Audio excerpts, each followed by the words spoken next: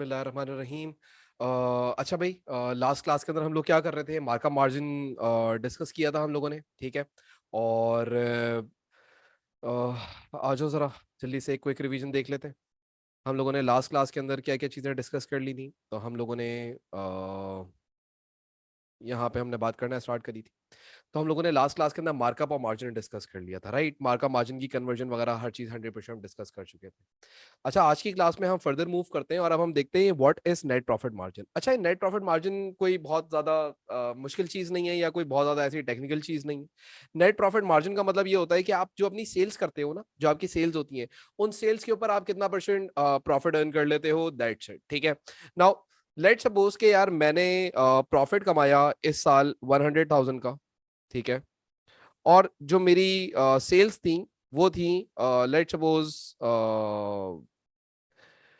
1 लाख की, ठीक है। यानी कि मैंने टोटल सेल्स करी 1 लाख, और उन टोटल सेल्स पे कितना प्रॉफिट कमाया? उन सेल्स के ऊपर मैंने 10,000 का प्रॉफिट कमाया।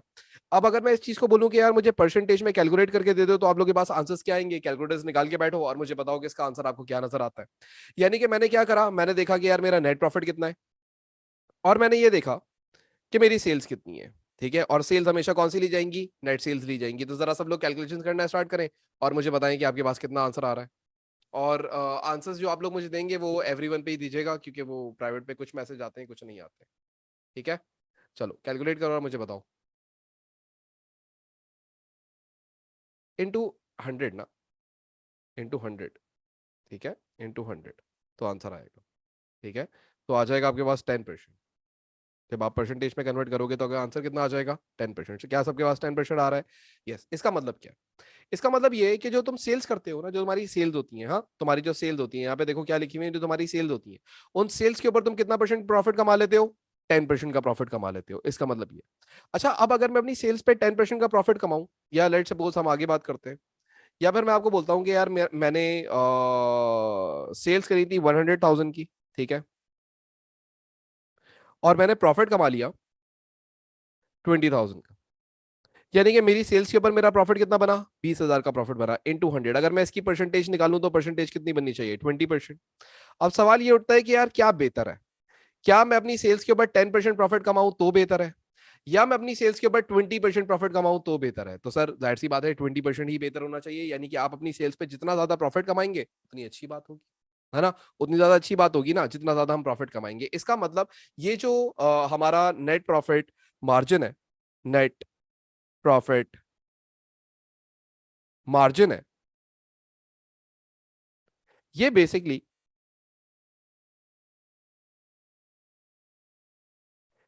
ट्रेंड ये शो करता है कि हायर, द हायर, ये ऐसे करके लिख लेते हैं, दो हायर दो बेटर। अच्छा, अब अपने नेट प्रॉफिट मार्जिन को आप कैसे बढ़ा सकते हैं? तो आप अपने नेट प्रॉफिट को बढ़ाने की बात करेंगे एग्जामिनर को, तो आप किस तरीके से बढ़ा सकते हैं नेट प्रॉफिट को? नेट प्रॉफिट को बढ़ाने के बहुत सारे तरीके हैं। जैसे कि आप अपने एक्सपेंसेस को बेहतर तरीके से कंट्रोल कर लें, ठीक है, तो उसकी वजह से आपके नेट प्रॉफिट्स बढ़ेंगे, और नेट प्रॉफिट्स बढ़ेंगे तो ये आंसर बढ़ाना शुरू हो जाएगा। तो इसका एक नॉर्मल सा रीजन होता है। तो ये बहुत ज्यादा कोई डिटेल बात भी नहीं है, ये एक नॉर्मल सा रेशियो है जिसका नाम होता है नेट प्रॉफिट मार्जिन। और नेट प्रॉफिट मार्जिन का मतलब क्या होता है? इसका मतलब ये होता है कि आप अपनी सेल्स के ऊपर कितना परसेंट नेट प्रॉफिट कमा रहे हैं, दैट्स इट। इसके अलावा इसके अंदर और कोई टेक्निकलिटीज नहीं है, कोई टेंशन नहीं है, कुछ भी नहीं है। लेकिन याद रखिएगा, बच्चा अक्सर कंफ्यूज हो जाता है ग्रॉस प्रॉफिट मार्जिन और नेट प्रॉफिट मार्जिन पे। ये देखो तो ये क्या है? Net profit margin. ऊपर वाला देखो तो क्या है? Net profit, gross profit margin. अब ये नेट प्रॉफिट और ग्रॉस प्रॉफिट मार्जिन में फर्क क्या था? ग्रॉस प्रॉफिट मार्जिन बोलता था कि तुम अपनी सेल्स के ऊपर कितना परसेंट ग्रॉस प्रॉफिट कमा लेते हो, और नेट प्रॉफिट मार्जिन आपको ये बताता है कि आप अपनी सेल्स पे कितना परसेंट नेट प्रॉफिट कमा लेते हैं। तो दोनों के अंदर फर्क क्या है? एक बताता है सेल्स पे ग्रॉस प्रॉफिट कितना कमाया, और दूसरा बताता है कि आपने अपनी सेल्स पे नेट प्रॉफिट कितना कमाया। लेकिन याद रखिएगा एक चीज, ये एक आपको मैं एक इंपॉर्टेंट नोट बता देता हूं। कभी कभी एग्जामिनर बोल देगा आपको सवाल के अंदर कैलकुलेट मार्जिन। अब आपको क्या बोलता है? सिर्फ मार्जिन कैलकुलेट करके देते हैं। Now you will get confuse के यार मार्जिन तो दो टाइप के सर ने पढ़ाए। एक सर ने बोला है कि नेट प्रॉफिट मार्जिन होता है और एक होता है ग्रॉस प्रॉफिट मार्जिन। तो अब मैं एग्जामिनर को कौन सा कैलकुलेट करके दिखाऊं, नेट प्रॉफिट मार्जिन या gross profit margin? If examiner ask you to calculate margin only, right, और वो कुछ नहीं लिखता है इसके आगे कि नेट प्रॉफिट मार्जिन है या ग्रॉस प्रॉफिट मार्जिन है, then you will always calculate always calculate gross profit margin. अच्छा सर, इसका मतलब ये क्लियर हो गया कि जब उसे नेट प्रॉफिट मार्जिन चाहिए होगा तो हमें पूरा लिख के देगा कि नेट प्रॉफिट मार्जिन निकाल के बताओ. इसका मतलब यही आप कहना चाह रहे हैं? यस, इसका मतलब हम यही कहना चाह रहे हैं आपको कि जब भी वो बोले सिर्फ मार्जिन कैलकुलेट करना है तो आप कौन सा मार्जिन कैलकुलेट करके दोगे? Gross profit margin. What was the formula of gross profit margin? Gross profit upon sales into 100. And if examiner ask you to calculate net profit margin, सिर्फ तभी नेट प्रॉफिट मार्जिन कैलकुलेट करेंगे. अगर वो से बोल देता ना कि मार्जिन कैलकुलेट करो, तो आप हमेशा कौन सा मार्जिन कैलकुलेट करके दोगे? ग्रॉस प्रॉफिट मार्जिन कैलकुलेट करके दोगे. अक्सर सवालों के अंदर आएगा, मैं बोलूंगा चलो भाई मार्जिन कैलकुलेट करो, तो डोंट गेट कंफ्यूज्ड, राइट? आपने क्या सोचना है यार, ये ग्रॉस प्रॉफिट मार्जिन है, how it is calculated, gross profit upon sales into 100, answer आ जाएगा. सिंपल. डन. क्लियर? यहां तक बात समझ आती है? आगे बात. अच्छा भाई, ये तो हो गया हमारा एक नॉर्मल सा सिनेरियो, मतलब इसके अंदर कोई खास टेंशन की बात नहीं. अच्छा जी, अब ये हम लोगों ने सारा पढ़ा था, जो गेम था उसका मार्कअप का, राइट? और ये सारी हम कैलकुलेशंस करके, कन्वर्जन करके मार्कअप वगैरह कैलकुलेट कर चुके हैं. आज की क्लास के अंदर हम एक नया रेशियो पढ़ने जा रहे हैं, जो कि थर्ड, नंबर 4 है. थर्ड हम लोगों ने पढ़ लिया, net profit margin. The next ratio जिसका नाम है रोस. रोस का मतलब क्या होता है? Return on capital employed. ROCE. कभी कभी एग्जामिनर बोल देगा कैलकुलेट रोस. कभी कभी आपको बोल देगा यार मुझे सर सेल्स और नेट सेल्स में क्या फर्क है. एक बच्चे ने सवाल पूछा है, बेटा बेटा बिल्कुल सिंपल सा है. नेट सेल्स के अंदर सेल रिटर्न माइनस हुई भी होती है, ठीक है? अच्छा भाई, अब यहाँ पे आपको जो बात हो रही है वो बात को जरा गौर से देखिएगा. वो बोलता है return on capital employed. Now let's talk about what does returns means. Accounting के अंदर रिटर्न का मतलब क्या होता है? रिटर्न्स का मतलब ये होता है, रिटर्न्स की टर्म जब यूज होगी तो इसका मतलब ये होता है कि ये प्रॉफिट्स की बात कर रहा है, यानी कि आपके प्रॉफिट्स कितने, आप रिटर्न्स कितने कमा रहे हैं. नाउ लेट्स टॉक अबाउट कि यार मैं आपको ऐसे बोलता हूँ कि यार मेरा जो प्रॉफिट आया था, मेरा जो प्रॉफिट आया था, ऐसी मैं एग्जांपल दे रहा हूँ. यहाँ पे एग्जांपल को सुनिएगा जरा. मैं एग्जांपल दे रहा हूँ. मेरा प्रॉफिट आया था 10,000 का, ऐसी एग्जांपल दे रहा हूँ. और मेरी जो इन्वेस्टमेंट थी, मैंने जो इन्वेस्ट किया था, जो मैंने पैसा लगाया था कारोबार में, वो पैसा लगाया था मैंने 1 लाख. तो अगर मैं आपसे बोलूं कि यार इन रिस्पेक्ट टू परसेंटेज मैंने कितना परसेंट रिटर्न कमाया है इस साल, तो आप बोलोगे सर आपने अपने बिजनेस के अंदर 10% का रिटर्न कमाया है, यानी कि मेरी इन्वेस्टमेंट का 10% मैंने अर्न कर लिया है. नाउ दिस, ये जो आपका 1 लाख था, ये क्या था? This was investment, right? And this 10,000 is the profit. यानी कि मैंने अपनी इन्वेस्टमेंट का 10% प्रॉफिट कमा लिया है. क्लियर हो गई बात यहां तक? लेकिन याद रखिएगा, ये जो रोस है, रिटर्न ऑन कैपिटल एम्प्लॉयड, इसका फॉर्मूला थोड़ा सा डिफरेंट होता है. रिटर्न ऑन कैपिटल एम्प्लॉयड का फॉर्मूला जरा बात करते हैं. ROCE, इसको कहते हैं return on capital employed. How it is calculated? सबसे पहले याद रखिएगा, इसके न्यूमरेटर के अंदर नेट प्रॉफिट नहीं रखा जाता, बल्कि इसके न्यूमरेटर के अंदर क्या रखा जाएगा? इसके न्यूमरेटर में रखा जाएगा ऑपरेटिंग प्रॉफिट.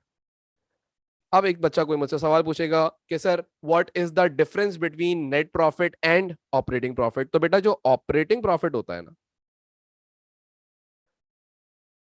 इसको हम प्रॉफिट फ्रॉम ऑपरेशंस भी कहते हैं. इसका मतलब होता है कि ये वो प्रॉफिट है जिसमें से अभी तक इंटरेस्ट और टैक्स माइनस नहीं किया आपने. यानी कि इसको कहा जाता है प्यार से profit before, PBIT, profit before interest and tax. तो न्यूमरेटर में आप कौन सा रखेंगे? Profit before interest and tax. And this is also known as operating profit, या फिर प्रॉफिट फ्रॉम ऑपरेशंस भी कह सकते हो इसको. डन. तो sir what does net profit means? Net profit क्या होता है? तो मेरा बेटा नेट प्रॉफिट का मतलब होता है ये वो अमाउंट है जिसमें से आप प्रॉफिट एंड टैक्सेशन माइनस कर चुके हो, यानी कि इसको कहा जाता है प्रॉफिट आफ्टर टैक्सेशन, यानी कि profit after tax, PAT, PAT भी कहते हैं इसको. ठीक है? तो याद रखिएगा, जब रोज कैलकुलेट किया जाएगा तो while calculating return on capital employed, आप हमेशा न्यूमरेटर के अंदर ऑपरेटिंग प्रॉफिट रखोगे. इट मींस कि ये वो प्रॉफिट होना चाहिए जिसमें से भी आपने इंटरेस्ट और टैक्स माइनस नहीं किया हुआ हो. फॉर एग्जाम्पल, आपकी कोर्सेज के अंदर तो टैक्सेशन तो अभी होती नहीं है इस लेवल के ऊपर. टैक्सेशन आपको अगले साल जाके आपको टैक्स नजर आ रहा होगा, लेकिन यहाँ पे भी कोई टैक्स नजर नहीं आ रहा. तो देयरफॉर आपको तो सिंपल सी ये पता होना चाहिए कि ऑपरेटिंग प्रॉफिट का मतलब वो है जिसमें से भी फाइनेंस कॉस्ट यानी कि इंटरेस्ट एक्सपेंस माइनस नहीं हुआ हुआ. ये वो माइनस हुए हुए, उसके माइनस होने से पहले की वैल्यू है. इसको डिवाइड कर दिया जाएगा कैपिटल. एम्प्लॉयड से।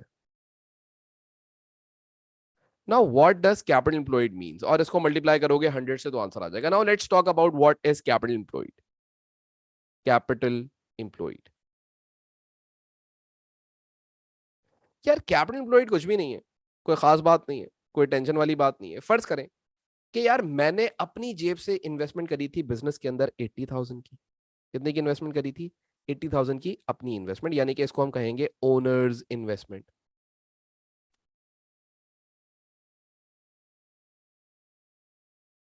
और मैंने बैंक से लोन लिया था, और मैंने बैंक से लोन लेके वो भी अपने बिजनेस के अंदर क्या कर दिया था? इन्वेस्ट कर दिया था। और जो मैंने बैंक से लोन लिया था ना, वो मैंने लिया था लेट सपोज 20,000 का। 20,000 का क्या लिया हुआ है मैंने? बैंक लोन लिया हुआ है। ये दोनों पैसा मैंने क्या करा? ये दोनों पैसा मैंने उठा के बिजनेस के अंदर इन्वेस्ट कर दिया, बैंक लोन। अब अगर मैं आपसे बोलूं कि मेरा टोटल इन्वेस्टमेंट कितना हुआ है कारोबार के अंदर, तो आप बोलोगे सर टोटल इन्वेस्टमेंट जो आपका बिजनेस के अंदर हुआ हुआ है वो हुआ हुआ है 100,000 का। So this 100,000 is known as capital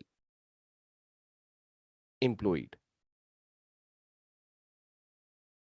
sir इसका मतलब ये हम समझें कि आपका अपना पैसा यानी कि owners investment plus the long term liability, जो लॉन्ग टर्म लोन आप बैंक लोन वगैरह इसके अंदर ऐड कर देंगे, तो उन दोनों को ऐड कर दो तो जो टोटल आंसर आता है उसको हम कैपिटल एम्प्लॉयड कहते हैं। इसका मतलब ये होना चाहिए। यस बेटा, पीबीआईटी का मतलब profit before interest and tax, profit before interest and tax, ठीक है। पीबीआईटी ऑपरेटिंग प्रॉफिट का दूसरा नाम होता है, ठीक हो गया, profit before interest and tax. अच्छा अभी हम बात कर रहे हैं कैपिटल एम्प्लॉयड की, तो क्या आपको एक कैपिटल एम्प्लॉयड समझ आया? कैपिटल एम्प्लॉयड का मतलब क्या है? कि जब मैं अपनी इन्वेस्टमेंट के अंदर लॉन्ग टर्म इन्वेस्टमेंट जो बैंक से लोन उधार लूंगा वो भी मैं ऐड कर दूंगा, तो जो मेरे पास टोटल आंसर आएगा उस टोटल आंसर को हम कैपिटल एम्प्लॉयड कहते हैं। नाउ लेट्स टॉक अबाउट कि यार मेरे पास जो ऑपरेटिंग प्रॉफिट था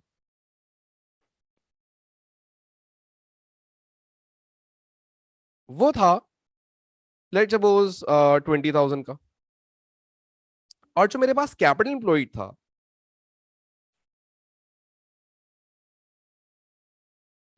वो था मेरे पास लेट्स सपोज 100,000 का। So examiner is asking me to calculate ROCE, ROCE यानी कि रिटर्न ऑन कैपिटल एम्प्लॉयड। तो रिटर्न ऑन कैपिटल एम्प्लॉयड निकालने का फॉर्मूला लिखते हैं सबसे पहले। तो फॉर्मूला क्या बनता है? Operating profit, operating profit divided by capital employed.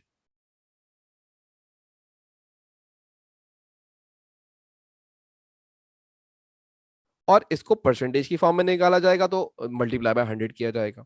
Now what does operating profit means? This is the profit before subtracting finance cost. Interest को माइनस करने से पहले वाली कॉस्ट ली जाएगी ऊपर, यानी कि प्रॉफिट लिया जाएगा। और डिवाइड कर दोगे आप इसको किससे?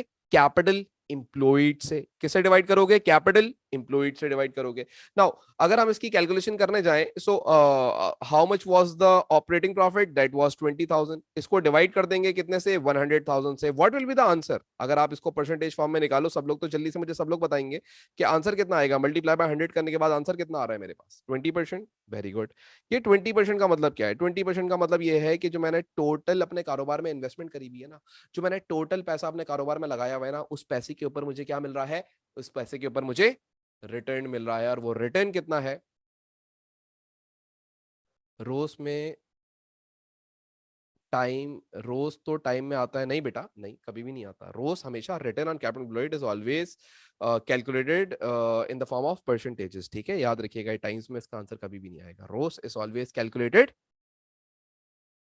इस तरीके से, परसेंटेज निकाली जाएगी इसकी, रोज कभी भी टाइम्स में नहीं निकालेंगे, ठीक हो गया, डन। तो आपको ये समझ आया पहले कि रोज कैसे कैलकुलेट कर रहा है। अभी हम आगे बढ़ते हैं और आगे बात करते हैं मजीद रोज के बारे में। अब अगर अगर मैं आपसे ये बोलूं कि यार let's suppose my net profit was,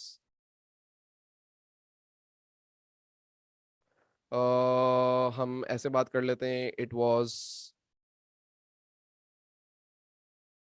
50,000, ठीक है। मेरा जो कैपिटल था यानी कि जो मेरी इन्वेस्टमेंट थी, अपनी जाती investment, the capital was let suppose 100,000, और मैंने एक बैंक लोन लिया हुआ था 6%, जिसके ऊपर मैं, या 6% नहीं, चलो आसान करके जल्दी से कैलकुलेशन कर लेंगे, 10% मैंने एक लोन लिया हुआ था जिसका 10% मैं इंटरेस्ट पे करता था, और वो लोन था 50,000 का। ये चलो 1 लाख का ही कर लेते हैं, 1 लाख। ठीक है। नाउ अगर मुझे रोज कैलकुलेट करना हो तो मैं रोज इस सिनेरियो के अंदर कैसे कैलकुलेट कर सकता हूं? तो सबसे पहले मुझे रोज का फॉर्मूला याद आना चाहिए, और रोज का फॉर्मूला क्या होता है? Operating profit. और प्रॉब्लम यह है कि सवाल के अंदर मुझे नेट प्रॉफिट दिया हुआ है, तो अब मुझे पहले ऑपरेटिंग प्रॉफिट निकालना पड़ेगा, और इसको डिवाइड कर दूंगा किससे? कैपिटल इंप्लॉइड से, ठीक है, और इनटू 100 कर दूंगा। क्लियर हो गई बात? अब जरा सुनो, तो ऑपरेटिंग प्रॉफिट कैसे निकलेगा? ये नेट प्रॉफिट का मतलब क्या है? नेट प्रॉफिट का मतलब ये है कि इसमें से आपने इंटरेस्ट माइनस किया हुआ है।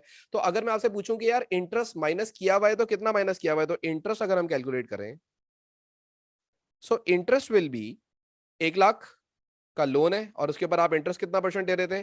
10%। तो कितना आंसर बनता है? 10,000, राइट? 10,000 बनता है। यानी कि इसका मतलब मेरा इंटरेस्ट कितना है? 10,000 का है। और क्या वो मैंने 10,000 का इंटरेस्ट इस 50,000 में से माइनस करा हुआ होगा? हाँ सर, जब आप नेट प्रॉफिट निकालते हैं तो आपने इंटरेस्ट माइनस किया हुआ होगा। तो अगर मैं इंटरेस्ट को वापस ऐड बैक कर दूं, अगर मैं इंटरेस्ट को वापस इसके अंदर ऐड कर दूं, यानी कि अगर मैं आपको ऐसे बोलूं कि ऑपरेटिंग प्रॉफिट, जो कि मुझे नहीं पता, मैं ऐसी अभी एक्स अज्यूम कर लेता हूं, मेरा इंटरेस्ट एक्सपेंस यानी कि जिसको मैं फाइनेंस कॉस्ट भी कहता था, फाइनेंस कॉस्ट, वो कितने की है? 10,000 की। तो मैंने जब इस x में से 10,000 माइनस करा तो मेरे पास जो फाइनल आंसर आया that is known as net profit. मेरा नेट प्रॉफिट कितना आया?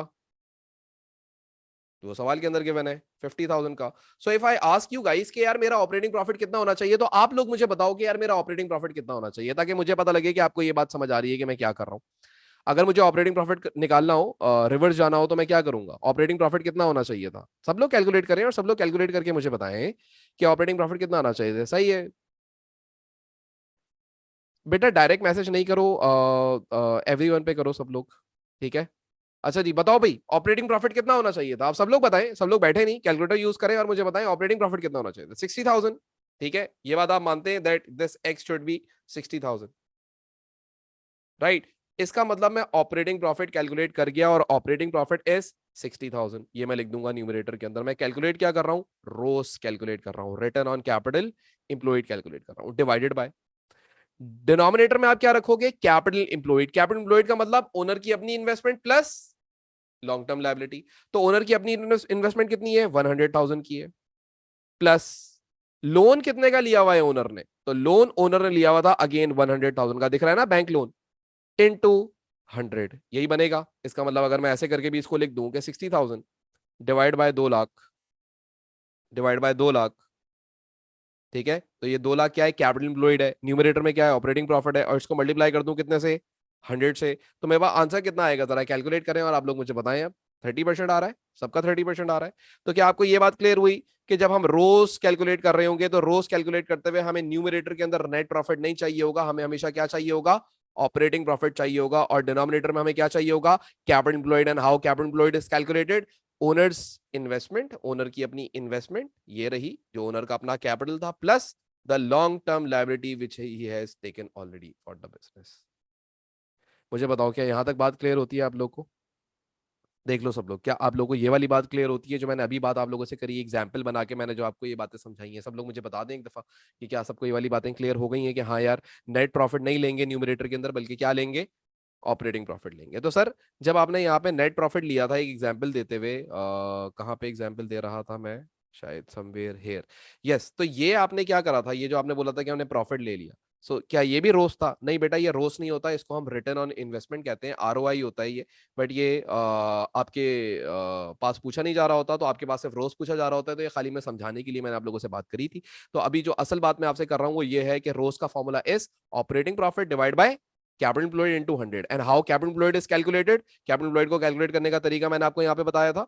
वो मैंने क्या बताया था कि ओनर्स की इन्वेस्टमेंट को जब बैंक लोन या लॉन्ग टर्म लायबिलिटी में ऐड कर दोगे, दोनों को प्लस कर दोगे, तो इक्वल्स टू कहां पहुंच जाओगे? कैपिटल इंप्लॉयड पे पहुंच जाओगे। और याद रखिएगा, रोस हमेशा किसके अंदर कैलकुलेट होगा? रोस हमेशा हमेशा हमेशा परसेंटेज में कैलकुलेट होता है। मल्टीप्लाई बाय किससे करेंगे? 100 से मल्टीप्लाई करेंगे। याद रखिएगा, अक्सर ये कुछ आप लोगों को अगर कोई ऑलरेडी पहले पढ़ा रहा था तो वो ये भी गलती कर देते हैं अक्सर, तो उसका थोड़ा ख्याल रखिएगा कि यहाँ पे नेट प्रॉफिट नहीं रखा जाएगा, यहाँ पे हमेशा ऑपरेटिंग प्रॉफिट रखा जाएगा, प्रॉफिट फ्रॉम ऑपरेशंस रखा जाएगा। और प्रॉफिट फ्रॉम ऑपरेशंस कैलकुलेट कैसे होता है, ये कहा किसको जाता है, तो प्रॉफिट फ्रॉम ऑपरेशंस का मतलब profit before interest and tax, यानी कि इंटरेस्ट और टैक्स से पहले वाला जो प्रॉफिट होता है। और उसके लिए मैंने आपको यहाँ पे एक एग्जाम्पल बना के और ये वर्किंग करके दिखाई है कि उसके अंदर इंटरेस्ट अगर माइनस हुआ हुआ होता है नेट प्रॉफिट में से, ये देखो अगर नेट प्रॉफिट दिया हुआ है तो इसमें से इंटरेस्ट माइनस हुआ हुआ होगा, तो मैंने इंटरेस्ट को उठा के क्या करा, इसके अंदर नेट प्रॉफिट में दोबारा एड बैक करा, तो मेरे पास 60,000 बन गया। ये 60,000 क्या है, ये मेरा ऑपरेटिंग प्रॉफिट आ गया। और इसको मैंने डिवाइड किससे कर दिया, टोटल इन्वेस्टमेंट से, मेरा अपना पैसा भी और जो बैंक से उठाया था वो पैसा भी, दोनों को जोड़ दिया। और उसके बाद मेरे पास जो आंसर आया दैट इज 30%। ठीक हो गया। Rate of stock turnover is a different thing बेटा, yes it is a different thing. हम रेट ऑफ स्टॉक टर्नओवर की बात नहीं कर रहे, हम रिटर्न ऑन कैपिटल एम्प्लॉयड की बात कर रहे हैं इस टाइम पे। Rate of stock turnover is a very different thing, वो तो आपका एफिशिएंसी रेशियो है, अभी तो हम प्रॉफिटेबिलिटी रेशियोस पढ़ रहे हैं ना। ठीक है, क्लियर हो गई। देखो ना, अभी हम लोगों ने जब शुरू की थी बात करना, पता नहीं इसमें मैंने बहुत सारा पढ़ा दिया ये, बट अगर हम फर्स्ट पेज पे जाएं तो हम लोगों ने बात करी थी कि अभी हम कौन से रेशियोज देख रहे थे, अभी हम देख रहे हैं प्रॉफिटेबिलिटी रेशियोज, आफ्टर दैट हम लिक्विडिटी रेशियोज पे पहुंचेंगे, एंड देन फिर उसके बाद हम ये एफिशिएंसी रेशियोज पे पहुंचेंगे। ठीक हो गया, वो एफिशिएंसी रेशियो के अंदर आता है स्टॉक की जो आप बात कर रहे हो, ठीक है, टर्नओवर का। और टर्नओवर स्टॉक भी दो टाइप का होता है, वो मैं आगे जाके पढ़ा। ठीक हो गया। यहां तक मुझे बताओ, अभी तक रिटर्न ऑन कैपिटल एम्प्लॉयड आप लोग मुझे बताएं, आपको क्लियर है? रिटर्न ऑन कैपिटल एम्प्लॉयड सबको 100% समझ आ गया? ये कोई मुश्किल चीज नहीं है, बड़ी बेसिक सी चीज है, आप पेपर के अंदर 2 मिनट में कर लोगे। लेकिन बस गलती कहां करोगे मुझे पता है, गलती आप क्या करोगे, इस न्यूमरेटर के अंदर आप फौरन से नेट प्रॉफिट लिख दोगे। लेकिन याद रखना, सर वलीद ने क्या बोला आपको, सर ने आपको ये बात समझाई थी कि आपने यहाँ पे जो प्रॉफिट रखना है वो ऑपरेटिंग प्रॉफिट रखना है। And what is operating profit, the profit which is before separating interest, that is called operating profit. Clear हो गई बात? डन। आगे बढ़ जाए, देख लो यहां तक मेरा बेटा सब लोग क्लियर, वेरी गुड। अच्छा, अब हम बात करते हैं नेक्स्ट रेशियो की, अगले के ऊपर जाते हैं और अगले रेशियो पे बात करते हैं। नंबर 5, प्रॉफिटेबिलिटी का लास्ट रेशियो है नंबर 5। इसको कहा जाता है, कॉपी कर लें अपने पास ये वाली बात। अच्छा जी, इसको कहा जाता है एक्सपेंस टू सेल्स रेशियो। अच्छा, ये समझाने से पहले शायद रिटर्न ऑन कैपिटल एम्प्लॉयड जब हम लोग निकाल रहे थे तो कभी कभी आपको जो है कैपिटल एम्प्लॉयड निकालने की जरूरत पड़ सकती है। तो देखो मैं क्या तरीका बताया था, क्लोजिंग कैपिटल यानी कि ओनर की investment plus long term liabilities add कर लोगे तो तुम्हारे पास क्या आ जाएगा, कैपिटल एम्प्लॉयड आ जाएगा। या फिर इसको कैपिटल एम्प्लॉयड को निकालने का एक और भी तरीका होता है कि तमाम एसेट्स उठा लो, टोटल एसेट्स मतलब करंट एसेट्स भी और नॉन करंट एसेट्स भी, उनका टोटल उठा लो और उस टोटल एसेट्स में से सिर्फ करंट लायबिलिटीज अगर तुम सेपरेट कर दोगे ना तो भी तुम्हारे पास क्या आ जाएगा, कैपिटल एम्प्लॉयड आ जाएगा। इस सूरत में भी तुम्हारे पास क्या आ जाएगा, कैपिटल एम्प्लॉयड आ जाएगा। ठीक हो गई बात। कैपिटल पॉइंट निकालने के दो तरीके हैं, तो ये आप लोग अपने पास नोट डाउन करके रखना मेरा बेटा। अब हम बढ़ते हैं नेक्स्ट रेशियो पे, और वो कौन सा है, एक्सपेंस टू सेल्स रेशियो। अच्छा, अब ये एक्सपेंस टू सेल्स रेशियो के बारे में अगर मैं आपसे बात करूं, ये एग्जाम्पल मैं मिटा रहा हूं, अब इसका कोई टेंशन। लेट सपोज मैं आपसे ऐसी नॉर्मल सी बात करता हूँ, फिर आखिर में आके ये दोनों रोस और कैपिटल एम्प्लॉयड के ऊपर थोड़ी सी बात करेंगे। अच्छा जी, सबसे पहले अगर मैं आपसे ये बोलूं कि यार ये एक्सपेंस टू सेल्स रेशियो क्या होता है, तो फर्स्ट करो मैं आपको बोलता हूं कि यार मेरे ऑपरेटिंग एक्सपेंसेस,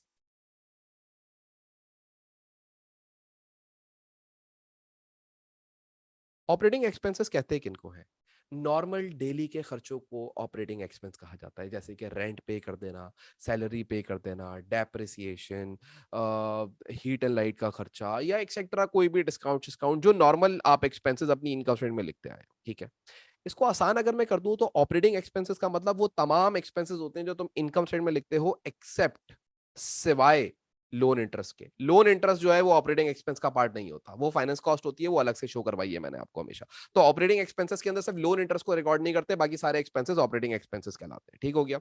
अच्छा जी, तो इतनी बात आपको क्लियर हो गई ऑपरेटिंग एक्सपेंसेस क्या होते हैं।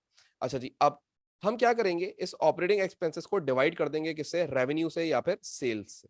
रेवेन्यू कह लो या सेल्स कह लो, और इसको आप मल्टीप्लाई कर दोगे 100 से, आपके पास कोई ना कोई एक आंसर आ जाएगा। अच्छा, अब लेट सपोज मेरे बिजनेस के ऑपरेटिंग एक्सपेंसेस थे, मैं यहाँ पे एग्जांपल बना रहा हूँ, मेरे ऑपरेटिंग एक्सपेंसेस थे वाज 10,000।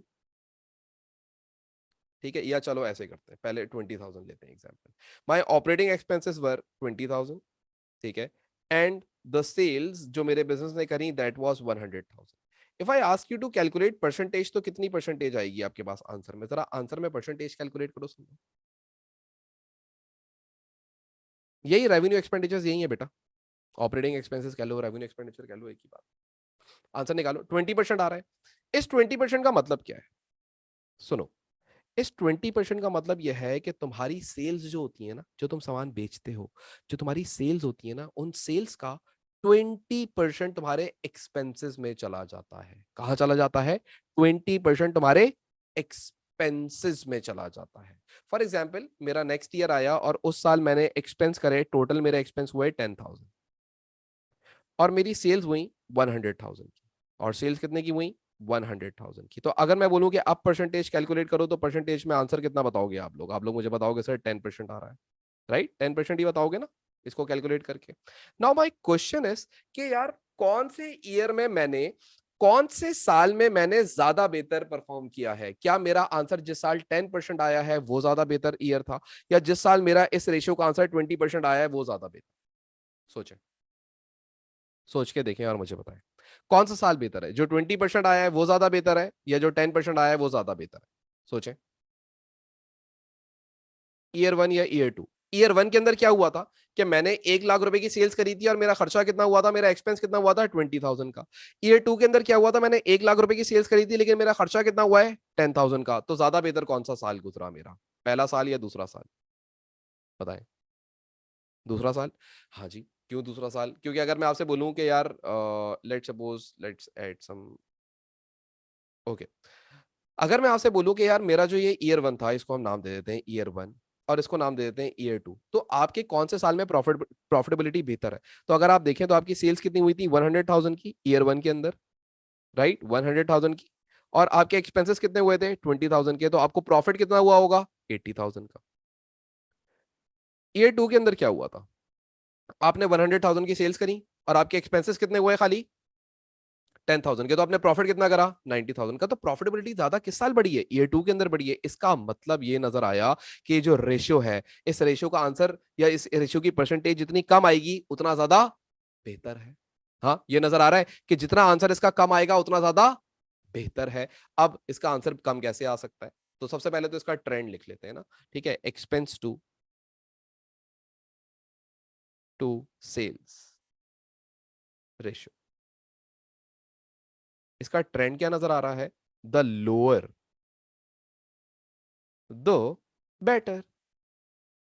जितना कम हो उतनी अच्छी बात है. जितने एक्सपेंसेस कम और जितनी ज्यादा सेल्स हो उतनी अच्छी बात है, उतना ज्यादा प्रॉफिट करोगे. और जितने ज्यादा एक्सपेंस जितनी कम सेल्स उतना बुरा होता रहेगा ये रेशियो, यानी कि परसेंटेज बढ़ती रहेगी. तो परसेंटेज बढ़ना इसके अंदर बुरी बात है. तो इस रेशियो का हमें ट्रेंड क्या नजर आया? द लोअर दो बेटर. सबसे पहले तो आपको ये ट्रेंड क्लियर होना चाहिए.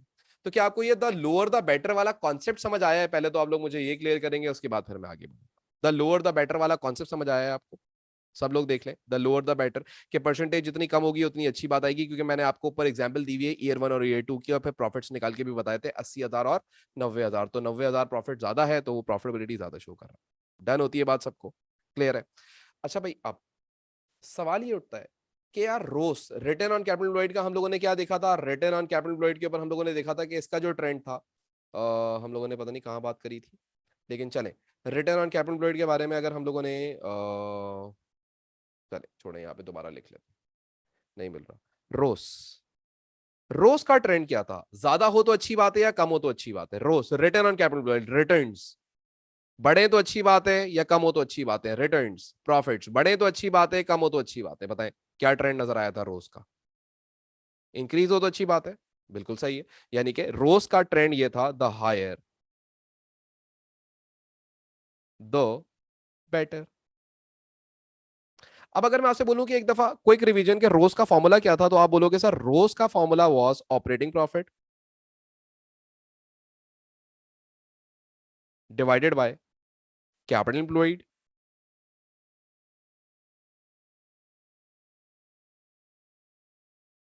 इनटू 100. हाँ, ऐसे ही था. अच्छा, अब सवाल ये उठता है कि अगर मैंने इस रेशियो को बढ़ाना हो, इंक्रीज करना हो, तो मैं इंक्रीज कैसे कर सकता हूं? नंबर वन, इंक्रीज करने का मतलब या तो मैं न्यूमरेटर को बढ़ाने की बात करूंगा एग्जामिनर से कि किसी तरीके से मैं प्रॉफिट्स को बढ़ा दूं, या फिर मैं अपने क्या कहते हैं कैपिटल एम्प्लॉयड को कम कर दूं। डन। अब ये किस किस तरीके से हो सकता है, इसके रीजंस क्या हो सकते हैं रोज के? अगर रोज की आपने कमेंटिंग करनी है तो आप कैसे कर सकते हो? ऐसे कर सकते हो कि सबसे पहले आप उसको बोलो कि इंक्रीज सेल्स, सेल्स को बढ़ा दीजिए। Number two, decrease cost of sales, सस्ता खरीदिए। हाँ, कॉस्ट ऑफ सेल्स, इन दोनों से प्रॉफिट बढ़ेगा। Number three, keep better control on expenses, expenses को बेहतर तरीके से कंट्रोल करें। ठीक है, तो ये हमने सारी बातें कर ली किसके बारे में? न्यूमरेटर को बढ़ाने के बारे में। ठीक है, न्यूमरेटर को बढ़ाने के बारे में। अगर मैं आपसे बोलूं कि डिनोमिनेटर को कम करना है, तो डिनोमिनेटर को कम करने का तरीका क्या है? देखिए, डिनोमिनेटर के अंदर है क्या क्या चीजें। डिनोमिनेटर जो है आपका, इसके अंदर दो चीजें होती है ना, एक तो होता है ओनर कैपिटल और एक होता है लॉन्ग टर्म लाइबिलिटीज। तो अगर मुझे डिनोमिनेटर कम करना हो तो मैं एग्जामिनर को क्या बात बोल सकता हूं? मैं उसको बोल सकता हूं नंबर फोर, पे ऑफ लॉन्ग टर्म लाइबिलिटीज। ठीक है, या तो मैं उसको ये बोल सकता हूं कि भाई आप अपनी सेल्स बढ़ा लो तो प्रॉफिट बढ़ जाएगा, आंसर बढ़ाना शुरू हो जाएगा। कॉस्ट ऑफ सेल्स को कम कर लो तो आंसर बढ़ाना शुरू हो जाएगा, प्रॉफिट बढ़ जाएगा।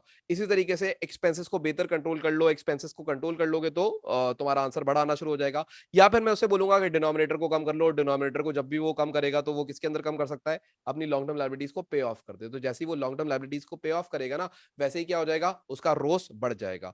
फॉर एग्जाम्पल, हम लोगों ने अभी यहाँ पे कहीं रोस कैलकुलेट किया था, मैं आपको एक और एग्जाम्पल देके समझाता हूँ। फर्ज करें, फर्ज करें कि यार मैं रोज कैलकुलेट कर रहा था।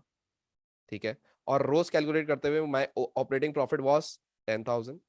ठीक है, एंड माय इन्वेस्टमेंट, ओनर की investment was 100,000 and the bank loan was 50,000। तो अगर मैं आपसे बोलूं कि रोज मुझे जरा कैलकुलेट करके बताओ, तो रोज कितना कैलकुलेट होगा? अगर परसेंटेज आपने निकालनी है तो मुझे जरा कैलकुलेट करके बताओ। 1 लाख डिवाइड बाय 150 इंटू 100, कितना आंसर आ रहा है? यस बेटा, इनसे प्रॉफिट्स बढ़ेंगे और प्रॉफिट बढ़ेंगे तो रोज बढ़ेगा। इनका जरा आंसर बताओ कितना आंसर आ रहा है, जरा कैलकुलेट करो सब लोग और मुझे आंसर बताओ, आंसर कितना आ रहा है? 10,000 डिवाइड बाई 150,000,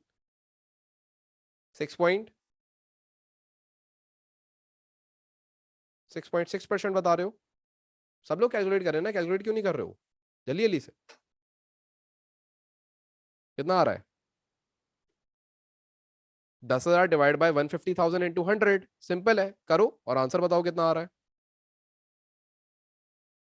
16.66% या 16.67%, मतलब मैं ऐसे लिख दूं। Right now, if in order to increase this rows, if I need to increase this percentage, मुझे क्या करना पड़ेगा? दो काम, या तो मैं प्रॉफिट को बढ़ा दूं या फिर मैं जो मेरी डिनोमिनेटर है कैपिटल एम्प्लॉयड उसको कम कर दूं। नाउ व्हाट इफ आई पे ऑफ दिस लोन? अगर मैं ये लोन पे ऑफ कर देता हूं तो ये लाइबिलिटी खत्म हो जाएगी। फिर आंसर कितना बनना चाहिए? 10,000 डिवाइडेड बाय, अब लाइबिलिटी मैंने पे ऑफ कर दी लेट सपोज, तो अब डिनोमिनेटर में खाली क्या बचना चाहिए? 100,000 इनटू 100। अब बताओ आंसर कितना आ रहा है? आंसर निकालो, आंसर कितना आ रहा है? 10%। तो क्या ये परसेंटेज बढ़ी? तो ये परसेंटेज दो रीजन से बढ़ी है, या तो प्रॉफिट्स को बढ़ा लो, या तो प्रॉफिट्स इंक्रीज कर लो, या फिर लोन्स को पे ऑफ कर दो। ये बात मैंने आपको ऊपर समझाई है कि आप या तो प्रॉफिट बढ़ा लें या अपने लोन्स को पे ऑफ कर लें। तो ये सारे रीजंस की वजह से क्या होगा आपका जो वो है रोस, वो इंक्रीज हो जाएगा। क्लियर होती है ये वाली बात? मैं रोज पे दोबारा इस वजह से आया ताकि ये मैं आपको थोड़ा सा ट्रेंड समझाया, तो उसके बाद ये मैं आपको कमेंटिंग भी समझा दूं, वो फिर हम पास में तो करेंगे, उसके अंदर बहुत ज्यादा ये डिटेल में बातें हो रही होंगी, बट आपको पहले ये सब कुछ क्लियर होना चाहिए कि यार ये कैसे बढ़े। किसी भी रेशियो का अगर ट्रेंड हो ना, देखो ये याद रख, किसी भी रेशियो का, ये मेरी जो आपके पास बुक है ना उसके अंदर रेशियो खोलोगे ना, इसमें वो ट्रिक भी लिखी हुई है। किसी भी रेशियो का अगर ट्रेंड आप देखते हो हायर द बेटर है, तो हमेशा न्यूमरेटर को बढ़ाने की बात करना है एग्जामिनर से और डिनोमिनेटर को कम करने की बात करना है एग्जामिनर से। और अगर आप किसी भी रेशियो को ये देखते हो कि उसका trend the lower the better है, तो इसका मतलब आप क्या करना शुरू कर दोगे? अब आप इसके अंदर सिंपल काम है, डिनोमिनेटर को कम करना शुरू कर दो, वो न्यूमरेटर को कम करना शुरू कर दोगे। ठीक है, यानी कि इसको कम करना शुरू कर दोगे और इसको बढ़ाना शुरू कर दोगे। बात समझ आई? यानी कि अगर मेरे पास रोज जो है वो लेट सपोज पहले, सॉरी रोज बोल रहा हूँ, एक्सपेंस टू सेल्स रेशियो पहले जो मैंने निकाला था 20,000 की बेसिस के ऊपर, वो कितना आया था? 20% आया था। लेकिन अगर देखो मैंने न्यूमरेटर कम करा तो क्या ये आंसर बड़ा हो गया? यानी कि वो परसेंटेज कम हो गई लेकिन हमारे लिए बेनिफिशियल हो गया, हमने ज्यादा परसेंट प्रॉफिट कमा लिया। तो ये इसकी ट्रिक होती है सोचने की। तो आप कमेंटिंग करते हुए क्या बातें करोगे इस रेशियो को लेके? न्यूमरेटर को कम करने की और डिनोमिनेटर को बढ़ाने की। तो ये अभी ना आप ऐसा ऐसा प्रैक्टिस करते रहोगे, आपको इसके अंदर आप मास्टर हो जाओगे। जैसे हम पासिबल्स करना स्टार्ट करेंगे आपको एक क्लैरिटी आना शुरू हो जाएगी। तो अभी तक हम लोगों ने दो चीजें देख ली हैं। एक हम लोगों ने रोज देखा है आज की क्लास के अंदर अभी तक, इससे पहले हम लोगों ने नेट प्रॉफिट मार्जिन देखा था, फिर रोज देखा है और फिर एक्सपेंस टू सेल्स रेशियो देखा है। अभी तक सारी बातें क्लियर होती हैं। अब हम आगे बढ़ते हैं और आगे बात करते हैं अगली चीज के बारे में। And the next thing is जो कि अभी हम पढ़ने जा रहे हैं, अब हम पहुंच चुके हैं लिक्विडिटी रेशियोज के ऊपर। लिक्विडिटी रेशियोज के ऊपर बात करते हैं। ये लिक्विडिटी रेशियोज क्या है, इनके बारे में बात करना स्टार्ट करते हैं। देखो यार, सबसे पहले तो आपको यह पता होना चाहिए कि लिक्विडिटी किसको कहते हैं, लिक्विडिटी क्या चीज होती है। तो पहले यहां से शुरू करते हैं। देखो यार, नॉर्मल सी बात करते हैं। लिक्विडिटी का मतलब होता है बिजनेस की एबिलिटी टू पे इट्स डेट्स। बिजनेस की एबिलिटी अपने डेट्स को, अपने उधारों को पे करने की कैसी है, उसको लिक्विडिटी कहा जाता है। यानी कि अगर कोई बिजनेस अपने उधारों को इजीली पे कर सकता है, अपने डेट्स को इजीली पे कर सकता है, तो इसका मतलब उसकी लिक्विडिटी अच्छी है। और जो बिजनेस अपने डेट्स को अच्छी तरीके से पे ऑफ नहीं कर सकता, उसकी लिक्विडिटी बुरी है। इसका मतलब यह हो गया कि अगर किसी बिजनेस में कैश की पोजीशन अच्छी है तो उसकी लिक्विडिटी अच्छी है, और अगर किसी बिजनेस के अंदर उसकी कैश की पोजीशन बुरी है तो उसकी लिक्विडिटी बुरी है। पहले ये बात क्लियर करो, लिक्विडिटी का मतलब क्या है? कैश की पोजीशन जो आप अपनी लायबिलिटीज को पे ऑफ करने के लिए आपके पास मौजूद है। अगर अच्छी है, अगर अपनी लायबिलिटीज को मजे से पे ऑफ कर सकते हो तो बहुत अच्छी बात है, और अगर अपनी लायबिलिटी को अच्छे तरीके से पे ऑफ नहीं कर सकते तो इसका मतलब बुरी बात है। डन। तो लिक्विडिटी अच्छी होना मतलब कैश की पोजीशन अच्छी होना, लिक्विडिटी बुरी होना कैश की पोजीशन बुरी होना। तो सबसे पहले तो आप ये लिक्विडिटी समझ जाओ। अब होता क्या है, ये लिक्विडिटी रेशियोज होते हैं ना, लिक्विडिटी रेशियोज बेसिकली ज्यादातर जो फाइनेंशियल इंस्टीट्यूशंस होते हैं वो कैलकुलेट कर रहे होते हैं। ठीक है, जैसे लेट सपोज मैं एक बिजनेस हूं और मैं जाता हूं बैंक से लोन लेने। क्या करता हूं? बैंक से लोन लेने। बैंक वाला मुझसे ये नहीं पूछेगा कि तुम्हारे प्रॉफिट्स कितने हैं, वो बोलेगा भले तुम करोड़ों में प्रॉफिट्स कमा रहे हो, मुझे इससे कोई गर्ज नहीं, मुझे इससे कोई लेना देना नहीं, क्योंकि तुमने मुझे प्रॉफिट का हिस्सा तो देना ही नहीं है। मैं तो तुम्हें लोन दूंगा और तुमने उस लोन के ऊपर मुझे क्या देना है? इंटरेस्ट देना है। तो मेरा ज्यादा फोकस होगा कि क्या तुम्हारे पास कैश मौजूद है इंटरेस्ट देने के लिए, हाँ या ना। क्योंकि profit doesn't guarantee the cash in the bank account. मतलब अगर मेरा 1 करोड़ रुपए का प्रॉफिट हुआ है तो इसका मतलब ये नहीं है कि 1 करोड़ रुपए मेरे बैंक अकाउंट के अंदर भी मौजूद होंगे। हाँ, क्योंकि प्रॉफिट्स तो अक्रूवल बेसिस के ऊपर होते हैं। कुछ प्रॉफिट कैश में कन्वर्ट हो चुका है, कुछ प्रॉफिट अभी तक क्रेडिट के ऊपर तुम्हारा पड़ा हुआ है, अभी तुम्हारे पास वो पैसा आएगा तो वो प्रॉफिट तुम्हें मिलेगा। राइट। तो बैंक बोलता है नहीं, मुझे तुम्हारे प्रॉफिट्स में कोई इंटरेस्ट नहीं है, तो बैंक्स तुम्हारे प्रॉफिटेबिलिटी रेशियोज कभी कैलकुलेट करेंगे ही नहीं। बल्कि बैंक्स क्या करेंगे? बैंक्स बोलेंगे यार ये देखो कि इसके बिजनेस में लिक्विडिटी की पोजीशन कैसी है, और इसी तरीके से बिजनेस खुद भी ये देखना चाहेगा कि उसके बिजनेस में लिक्विडिटी की पोजीशन कैसी है। क्या लिक्विडिटी बेहतर है या लिक्विडिटी बुरी है? तो बिजनेस अपनी कैश की पोजीशन को चेक करने के लिए, प्रॉफिट्स की पोजीशन को चेक करने के लिए प्रॉफिटेबिलिटी रेशियोज कैलकुलेट करता था, कैश की पोजीशन को चेक करने के लिए लिक्विडिटी रेशियोज कैलकुलेट करेगा। बिजनेस ये जानना चाहता है अगर कि उसके कैश के हालात कैसे हैं कारोबार के अंदर, तो वो लिक्विडिटी रेशियोज कैलकुलेट करेगा। और अगर बिजनेस अपने प्रॉफिटेबिलिटी जानना चाहता है, अपने प्रॉफिट के हालात जानना चाहता है कैसे हैं मेरे बिजनेस के अंदर, तो वो प्रॉफिटेबिलिटी रेशियोज कैलकुलेट करेगा उस टाइम के ऊपर। क्लियर हो गया? तो ये दोनों टूल्स हैं, और दोनों टूल्स क्या कर रहे हैं? बिजनेस की परफॉर्मेंस को या बिजनेस को अप्रेस करने में हेल्प कर रहे हैं, बिजनेस की परफॉर्मेंस को एग्जामिन करने में हेल्प कर रहे हैं। तो इस टाइम पे हम क्या चेक करने जा रहे हैं? हम अपनी लिक्विडिटी चेक करने जा रहे हैं, हम अपने बिजनेस की एबिलिटी चेक करने जा रहे हैं, अपने डेट्स को पे ऑफ करने की कैसी है, क्या हम अपने डेट्स को आराम से उतार सकते हैं या हमें अपने उधारों को उतारने में मुश्किलात का सामना हो सकता है। तो उसके लिए हम क्या टेस्ट करेंगे? Liquidity ratios. तो आपको पहले ये क्लियर हो गया अभी हम पढ़ने क्या जा रहे हैं? लिक्विडिटी रेशियोज पढ़ने जा रहे हैं। तो सबसे पहले तो इसको आप लोग क्लियर कर लें दिमाग के अंदर, मुझे बता दें क्या ये वाली बात क्लियर है? सब लोग बताएंगे? सबको क्लियर है ये वाली बात कि लिक्विडिटी का मतलब क्या है, कि हम अपनी कैश की पोजीशन चेक करने जा रहे हैं इस टाइम पे। प्रॉफिटेबिलिटी रेशियोज के अंदर क्या गेम हो रही थी, हम क्या चेक करने जा रहे थे वहां पे, प्रॉफिट की कंडीशंस चेक करने जा रहे थे, यहाँ पे हम कैश की कंडीशंस चेक करेंगे।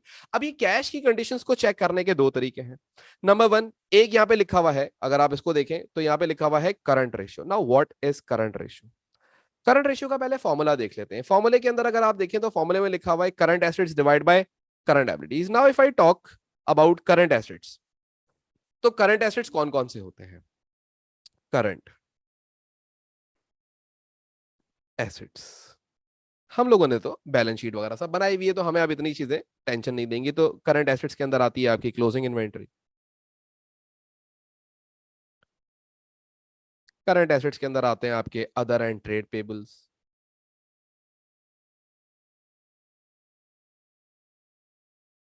करंट एसेट्स के अंदर आपके वो सॉरी ट्रेड पेबल बोल रहा हूँ, अस्तगफुरुल्लाह, ट्रेड रिसीवेबल्स। करंट एसेट्स में आपके पास आते हैं आपके बैंक, करंट एसेट में आपके पास आता है आपका कैश या पेटी कैश, यही होते हैं आपके करंट एसेट्स। आपने यही सारे देखे थे। अगर मैं आपसे बोलूं कि यार करंट लायबिलिटीज आपने क्या क्या देखी हैं अब तक, तो करंट लायबिलिटीज आपने देखी होंगी सर। करंट लायबिलिटीज बेसिक्स ही हैं, ठीक है। सबसे पहले जैसे कि आपके पास ट्रेड पेबल्स या अदर पेबल्स, ट्रेड पेबल्स, ठीक है, और बैंक ओवरड्राफ्ट और कोई शॉर्ट टर्म लोन।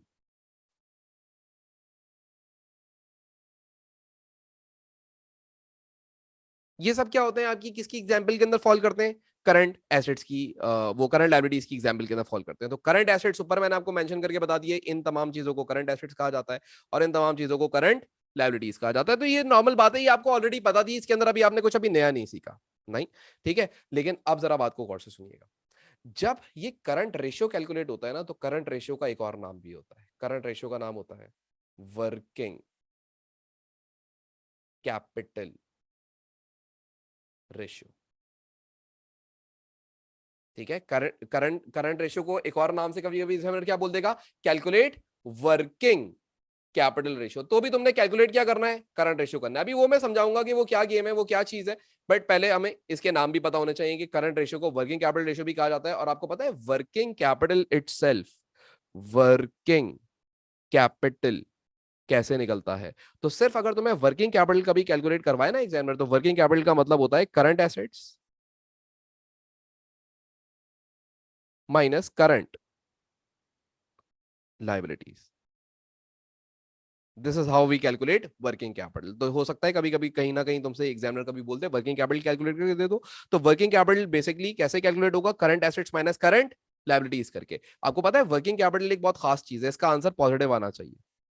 इसका आंसर नेगेटिव आएगा, इसका मतलब तुम्हारे कारोबार के अंदर कैश बिल्कुल भी नहीं है, पैसे बिल्कुल भी नहीं है, लायबिलिटीज ज्यादा है और कैश कम है, इसका मतलब तुम बहुत टेंशन के अंदर हो। तो याद रखिएगा इसका आंसर हमेशा पॉजिटिव आना चाहिए। और वर्किंग कैपिटल को ना, वर्किंग कैपिटल को बिजनेस का ब्लड भी कहा जाता है। यानी कि बिजनेस का क्या है? ये ब्लड होता है। अगर यही नहीं होगा ना बिजनेस के अंदर, तो बिजनेस चल ही नहीं सकता। बिना खून के तो कोई इंसान भी नहीं चलेगा, तो बिजनेस भी नहीं चलेगा। डन हो गई बात। अच्छा, अब हम बात करते हैं, वापस आते हैं रेशियोज के ऊपर। और अगर हम बात करें तो इसको करंट रेशियो भी कह सकते हैं।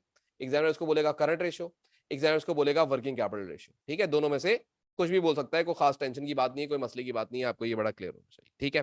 अच्छा, अब ये कैलकुलेट कैसे होगा? तो याद रखिएगा, करंट एसेट्स को आप डिवाइड कर दोगे सीधा सीधा current liabilities. Now let's take this example, जो यहाँ पे लिखी रह गई थी, मैंने नहीं मिटाई इस बार भी। तो ये जो एग्जांपल है, अगर आप देखो तो आपके बिजनेस में करंट एसेट्स कितने?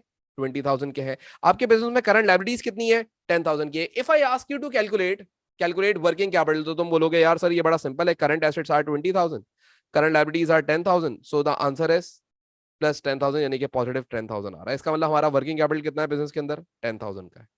डन। लेकिन अभी हम ऊपर अगर आप बात करें, करंट रेशियो कैलकुलेट करना है, तो करंट रेशियो कैलकुलेट करने के लिए मुझे इन दोनों को आपस में क्या कर देना होगा? डिवाइड कर देना होगा। अगर मैं इन दोनों को आपस में डिवाइड कर दूं, अगर मैं बोलूं 20,000 डिवाइड बाई 10,000, तो आंसर कितना आना चाहिए? जरा आप लोग मुझे बताओ। 10,000 डिवाइड करने के बाद 2 आना चाहिए। Very good. ये 2 का मतलब क्या है मैं आपको ये बताऊं।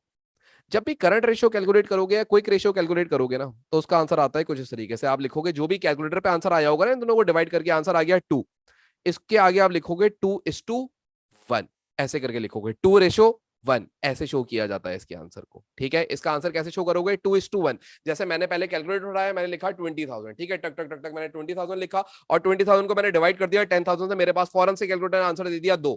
इसका मतलब मैं कैलकुलेटर का आंसर लिखूंगा यहाँ पे 2, ठीक है, इस 2, ठीक है, ऐसे इस 2 लिखूंगा 1, ठीक है, 2:1 ऐसे करके इसका आंसर मेंशन किया जाता है। क्लियर हो गई बात आपको ये वाली, डन। अब इसका मतलब क्या है, इसका मतलब सुनिएगा, इसका मतलब ये है कि मेरे पास मतलब मेरे बिजनेस में मेरे पास 1 रुपए की करंट लायबिलिटी पे करने के लिए, ये 1 रुपए शो करता है करंट लायबिलिटीज को, और ये 2 रुपए शो करेगा करंट एसेट्स को।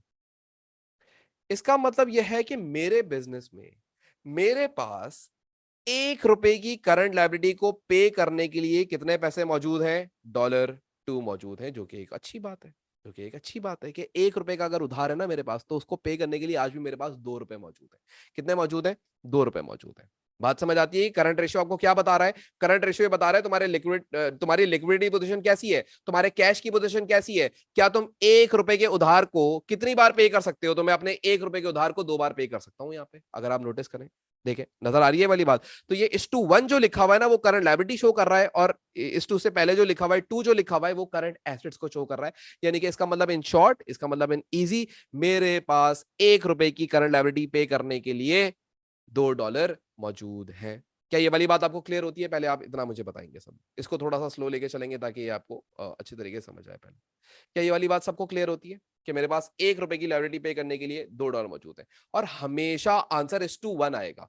लेट सपोज आप कैलकुलेटर यूज करते हो, और कैलकुलेटर यूज करते हुए हम यहाँ पे एक पेज ऐड कर लेते हैं। लेट सपोज आप कैलकुलेटर यूज कर रहे थे, आपके पास करंट एसेट्स थे और करंट लायबिलिटीज थी। आप लोग कैलकुलेटर्स के ऊपर लिखें, आपके पास करंट एसेट्स है 15,000 के, और आपके पास करंट लायबिलिटीज है 10,000 की। आंसर बताएं, आंसर कितना आ रहा है। सब लोग कैलकुलेट करें और आंसर बताएं कितना आंसर आ रहा है। चलो शाबाश शाबाश, जल्दी जल्दी से। 1.5। इसका मतलब क्या है कि मेरे पास $1.5 मौजूद हैं 1 रुपए की लायबिलिटी पे करने के लिए। इस 2:1 आप खुद लिखोगे, कैलकुलेटर पे आपके कितना आंसर आया था, 1.5 इस 2:1, ये ऐसे शो किया जाएगा। इसका मतलब क्या है कि मेरे पास 1 रुपए पे करने के लिए, 1 रुपए की लायबिलिटी पे करने के लिए मेरे पास 1.5 रुपए मौजूद है। Done, clear. नाउ मुझे आप लोग अब चैट बॉक्स खोल के रखिए और मुझे जरा जवाब दीजिएगा। अगर मेरा करंट रेशियो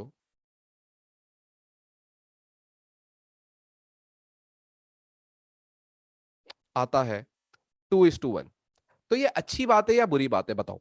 तुम लोग बताओगे 2:1 ये अच्छी बात है या बुरी बात है।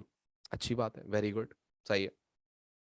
अगर मैं बोलूं 1.5:1 अच्छी बात है या बुरी बात है,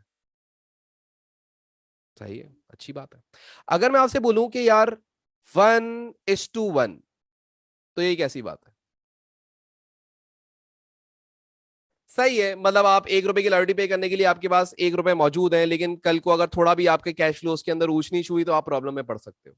अच्छा, अगर मैं आपसे बोलूं कि आपके पास 4:1 है, इसका मतलब क्या है, ये अच्छी बात है या बुरी बात है, बताएं आप लोग। 4:1, 1:1 नहीं, 4:1, यानी कि हमारे पास $1 पे करने के लिए कितने डॉलर्स मौजूद हैं, $4 मौजूद है। अच्छा, आपको पता है ये ना, अब्दुल रहमान बिल्कुल सही बोल रहा है कि ये अच्छी बात नहीं है सर। नो, क्यों सर, 1 रुपए पे करने के लिए 4 रुपए मौजूद हैं, कितना अच्छे हालात चल रहे हैं बिजनेस के। बेटा इसका मतलब यह है कि बिजनेस ने अपने पास बहुत ज्यादा कैश स्टॉक करके रखा हुआ है, बहुत ज्यादा कैश बिजनेस ने अपने पास रोक के रखा हुआ है। हालांकि बिजनेस अगर अपने पास कैश रोक के रखे ना, तो ये बिजनेस के बेनिफिट के अंदर नहीं आती है बात, बिजनेस का नुकसान है। कैसे नुकसान है, आप जरा सुनो। देखो ये पैसा जो है ना, ये पैसा ये कहीं इन्वेस्ट कर सकता है, ये पैसा अपने फिक्स अकाउंट के अंदर रखवा सकता है, उससे ये इंटरेस्ट कमा सकता है। लेकिन इसने क्या किया हुआ है, इस पैसे को बैंक अकाउंट के अंदर रखा हुआ है। कहां पे रखा हुआ है, बैंक अकाउंट में। यानी कि ये अपनी रिसोर्सेस को सही तरीके से इस्तेमाल नहीं कर रहा, अंडर यूटिलाइजेशन ऑफ रिसोर्स हुई है। यहाँ पे कैश बहुत सारा बिजनेस में पड़ा हुआ है और उसने बैंक के अंदर डाल के छोड़ा हुआ है इस पैसे को, और पैसा जितने अरसे इसके पास पड़ा रहेगा वो डेप्रिशिएट ही होगा। आज का पैसा कल के पैसे के बराबर नहीं है, वो पैसे ने इसके पास नुकसान ही पहुंचाना है अगर ये पैसा कहीं इन्वेस्ट ना कर दे इसको। तो याद रखिएगा, अगर कभी एबनॉर्मल रेशियो भी कभी आ रहा हो, यानी कि 2:1 से ऊपर कुछ भी आ रहा हो, यानी this is the ideal ratio, ठीक है, अगर इससे ऊपर कुछ भी आ रहा हो तो वो कोई खास अच्छी बात नहीं है। आप बोल दोगे इसने अंडर यूटिलाइजेशन ऑफ रिसोर्सेज करी हुई है, इस बिजनेस ने अपने कैश को बहुत ज्यादा स्टक करके रखा हुआ है अपने कारोबार के अंदर, इसको चाहिए कि इस पैसे को रोल करे, इस पैसे को इन्वेस्ट करे और इसके ऊपर प्रॉफिट्स कमाए। अब बात समझ आई आप, जो मैंने आपसे अभी आपसे बात करी, क्या अब ये वाली बात सबको समझ आ गई कि ये बात बहुत अच्छी नहीं है? हाँ, ये बात अच्छी है, ये बात अच्छी है, दिस इज ओके, चलेगा, but 4:1 is not a good thing, this is not a good thing. Clear हो गई बात सबको? मुझे बताओ, किसी भी चीज की ज्यादती होना, मतलब किसी भी चीज को ज्यादा होना भी तो बुरी बात है ना। हाँ, कैश का इतना ज्यादा बिजनेस में पड़े होना, तो यार मेरे पास अगर 1 करोड़ रुपए बैंक अकाउंट में पड़े हुए, तो यार उसका क्या फायदा? हाँ, वो तो मुझे कोई फायदा पहुंचाएंगे ही नहीं। डन। तो जब तक मैं उस 1 करोड़ रुपए को उठा के कहीं इन्वेस्ट नहीं कर देता, जब तक उस 1 करोड़ रुपए को मैं उठा के कहीं लगाता नहीं हूं, तब तक मेरी कोई प्रॉफिटेबिलिटी थोड़ी बनेगी। डन हो गई बात? तो ये भी कभी कभी आप रेशियो कैलकुलेट कर रहे हो और कोई एबनॉर्मल आंसर आए एग्जाम के दौरान, तो आप उसको बोलना कि इसने अंडर यूटिलाइजेशन ऑफ रिसोर्सेज करी हुई है, इसने कैश बहुत ज्यादा स्टक करके अपने बिजनेस में रोक के रखा हुआ है, इसको ऐसा नहीं करना चाहिए, इसको इस पैसे को तो कहीं ना कहीं इन्वेस्ट कर देना चाहिए। क्लियर हो गई बात? अब बात करते हैं दूसरे रेशियो के बारे में। अगर आप दूसरा रेशियो देखें तो दूसरा रेशियो क्या है? दूसरे रेशियो का नाम है क्विक रेशियो। कौन सा रेशियो है? क्विक रेशियो, जिसको हम कहते हैं एसिड टेस्ट रेशियो भी कहते हैं। कभी कभी एग्जामिनर बोलेगा क्विक रेशियो कैलकुलेट कर लो, कभी कभी बोलेगा एसिड टेस्ट रेशियो। अगर आप इसके फॉर्मूले को देखो ना, तो इसका फॉर्मूला है current assets divide by current liabilities. अच्छा, इसका फॉर्मूला और इसका फॉर्मूला तकरीबन सिमिलर है, लेकिन अगर आप क्विक रेशियो के फॉर्मूले को देखें तो यहां पे एक्सेप्ट इन्वेंट्री लिखा हुआ है। एक्सेप्ट इन्वेंट्री का मतलब, जैसे हम लोगों ने बात करी थी ना कि करंट एसेट के अंदर क्लोजिंग इन्वेंट्री भी शामिल की जाए, जब आप क्विक रेशियो कैलकुलेट करोगे ना, तो इन्वेंट्री को साइड में कर दोगे, इन्वेंट्री को हटा दोगे, इन्वेंट्री को इंक्लूड नहीं करोगे। सर ऐसा क्यों? ये इन्वेंट्री हटा के ये क्या जानना चाह रहा है, ये क्या कैलकुलेट करना चाह रहा है? तो अब जरा बात को सुने गौर से। देखिए, जो बिजनेस होते हैं ना, वो डिफरेंट नेचर्स के होते हैं। इनको ना मैं एक ब्रॉडर एस्पेक्ट पे लेके जाता हूँ, मैं आपको समझाता हूँ। कुछ ऐसे बिजनेसेस होते हैं जो फास्ट मूविंग इन्वेंट्री बिजनेस होते हैं। फास्ट मूविंग इन्वेंट्री बिजनेस का मतलब वो बिजनेस जिनकी इन्वेंट्री टक टक टक टक टक टक फन फन फन फन बिकती रहती है। जैसे कि किसी सुपर स्टोर पे चले जाओ, तो सुपर स्टोर के ऊपर क्या होता है, लोगों की लाइनें लगी हुई होती हैं, सही है, वो सब अपनी कार्ट लेके खड़े हुए हैं, एंड देन वो सामान खरीद रहे हैं, जाते जा रहे हैं, नए लोग आते जा रहे हैं, खरीदते जा रहे हैं, जाते जा रहे हैं। यानी कि इस टाइप के बिजनेस को हम क्या कहेंगे? Fast moving inventory. इनकी इन्वेंट्री फौरन आती है और फौरन फौरन बिक जाती है। इस बिजनेस को क्या कहते हैं? Fast moving inventory business. अब जो फास्ट मूविंग इन्वेंट्री बिजनेस होंगे ना, जब वो अपनी लिक्विडिटी चेक करेंगे, जब वो अपना लिक्विडिटी रेशियो कैलकुलेट करेंगे, तो वो क्या करेंगे? वो अपने ये वाला फॉर्मूला यूज करेंगे, यानी कि करंट एसेट्स को डिवाइड कर देंगे करंट लायबिलिटी से, क्लोजिंग इन्वेंट्री को भी नॉर्मल अपना काम करेंगे। सही है sir? Is there like any ideal current rate, ideal current ratio? नहीं यार, कोई आइडियल रेशियो नहीं होता, बट एक नॉर्मल अच्छी बात, जैसे मैंने अभी आपको नीचे बताई थी, ये जो जिस पे मैंने राइट टिक मारा है, दीज आर ओके, ठीक है, ओके थिंग्स, बट इनसे कम होना या इनसे ज्यादा होना आर बुरी बात। ठीक है, तो बुरी बात आपको पता होनी चाहिए। ठीक है, अच्छा भाई, अब मैं आपको क्या एग्जांपल दे रहा था कि जो फास्ट मूविंग इन्वेंटरी बिजनेस होंगे वो तो अपना करंट रेशियो चेक, अपना करंट रेशियो कैलकुलेट कर लेंगे। ठीक है, कौन सा? ये करंट रेशियो कैलकुलेट कर जाएंगे। लेकिन जो business slow moving inventory business होंगे, sir slow moving inventory business का मतलब, बेटा स्लो मूविंग इन्वेंटरी बिजनेस का मतलब जहां पे लाइनें लग के चीजें नहीं बिकती, बल्कि टाइम लेती हैं चीजें सेल होने के अंदर। जैसे कि फॉर एग्जांपल मैं आपको अगर एग्जांपल दूं, आपके जो गाड़ियों के शोरूम्स होते हैं, तो गाड़ी के जो शोरूम्स हैं वो क्या फास्ट मूविंग इन्वेंटरी की कैटेगरी के अंदर फॉल करेंगे या स्लो मूविंग इन्वेंटरी? हाँ सर, जो गाड़ी के शोरूम्स होते हैं वो स्लो मूविंग इन्वेंटरी बिजनेस होते हैं। उनकी इन्वेंटरी स्लोली बिकती है। कोई 2 दिन में गाड़ी बिकेगी, कोई महीने में गाड़ी बिकेगी, कोई 15 दिन में गाड़ी बिकेगी, कोई 10 दिन में गाड़ी बिकेगी, यानी कि वो डेली की सेल्स नहीं मार रहे होंगे। डन। डेली की गाड़ियां नहीं बेच रहे होंगे। इसी तरीके से जो सुपर स्टोर है वो डेली की सेल करेगा। लेकिन एक बात याद रखिएगा, जो फास्ट मूविंग इन्वेंटरी बिजनेसेस होते हैं उनके प्रॉफिट मार्जिन बहुत कम होते हैं, और जो स्लो मूविंग इन्वेंटरी बिजनेस होते हैं उनके प्रॉफिट मार्जिन बड़े होते हैं।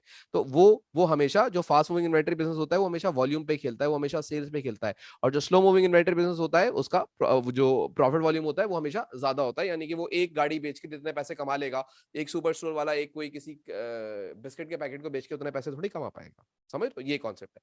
तो जो फास्ट मूविंग इन्वेंटरी बिजनेस होते हैं ना, वो हमेशा क्या करते हैं, वो अपना क्विक रेशियो कैलकुलेट करेंगे। और क्विक रेशियो कैलकुलेट करने का तरीका क्या है, बड़ा बेसिक सा तरीका है, और वो क्या है कि आप तमाम करंट एसेट्स ले लेंगे, तमाम करंट एसेट्स ले लेंगे, तमाम करंट एसेट्स ले लेंगे एक्सेप्ट इन्वेंट्री। इन्वेंट्री को एक्सक्लूड कर देंगे, क्योंकि इन्वेंट्री आप कैश के इक्विवेलेंट नहीं मानोगे, क्योंकि आपकी इन्वेंट्री स्लो मूविंग है, तो ये कैश में फौरी तौर पे कन्वर्ट भी नहीं होने वाली, तो देयरफॉर आप क्लोजिंग इन्वेंट्री को एक्सक्लूड कर दोगे। क्लोजिंग इन्वेंट्री को हटा के बाकी तमाम एसेट्स को अपने पास रख लोगे। अब इसका मतलब क्या हो गया कि जो आपका क्विक रेशियो है, क्विक रेशियो है, जिसको हम एसेट टेस्ट रेशियो भी कहते हैं, इसको कैलकुलेट करने का तरीका current assets except inventory. Inventory को निकाल देंगे, इन्वेंट्री को साइड में रख देंगे, इसको करंट रेशियो कैलकुलेट करते हुए, यानी क्विक रेशियो कैलकुलेट करते हुए कंसीडर नहीं करेंगे, और इसको डिवाइड कर देंगे करंट लायबिलिटीज से। किससे डिवाइड कर देंगे, करंट लायबिलिटीज से। ठीक है, अच्छा जी, अब फर्ज करें मेरे पास मैं आपको यहाँ पे ऐसी एक एग्जांपल देता हूँ, एग्जांपल देखिएगा जरा। मेरे पास क्लोजिंग इन्वेंट्री है, CI करके लिख रहा हूँ, शॉर्ट करके लिख रहा हूँ, 10,000 की। मेरे पास ट्रेड रिसीवेबल्स हैं, लेट सपोज 10,000 के। मेरे पास बैंक है 5,000 का। मेरे पास कैश है, लेट सपोज 5,000 का। मेरे पास कुछ ट्रेड पेबल्स हैं, ट्रेड पेबल्स ऐसे करके लिख लेते हैं, ट्रेड पेबल्स हैं, लेट सपोज 10,000 के। और मेरे पास कुछ शॉर्ट टर्म लोन है,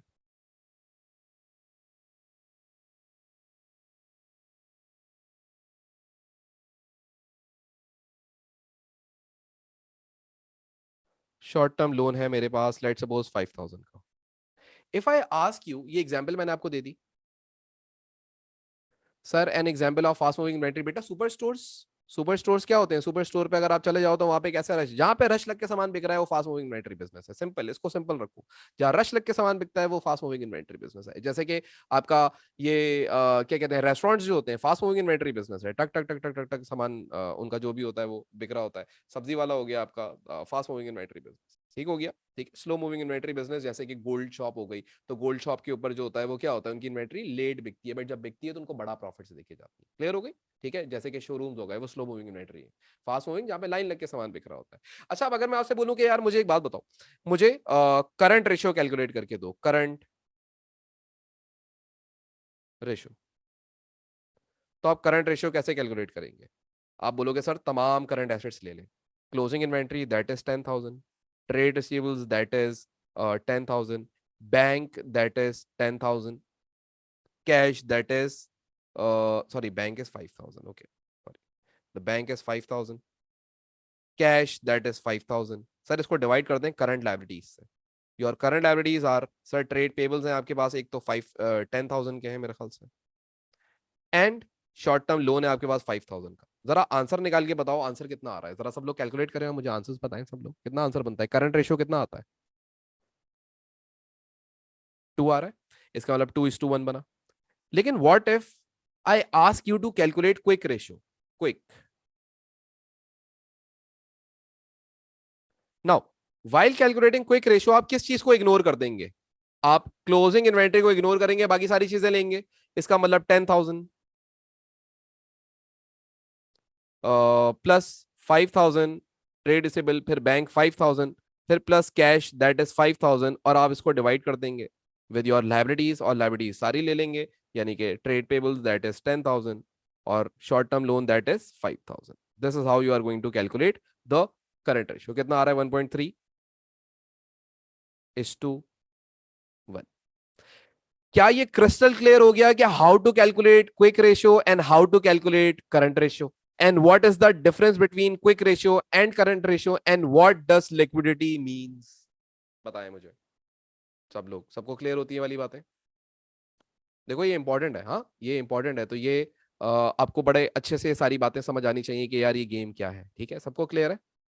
डन हो गई बात यहां तक? देख लें सब लोग गौर से।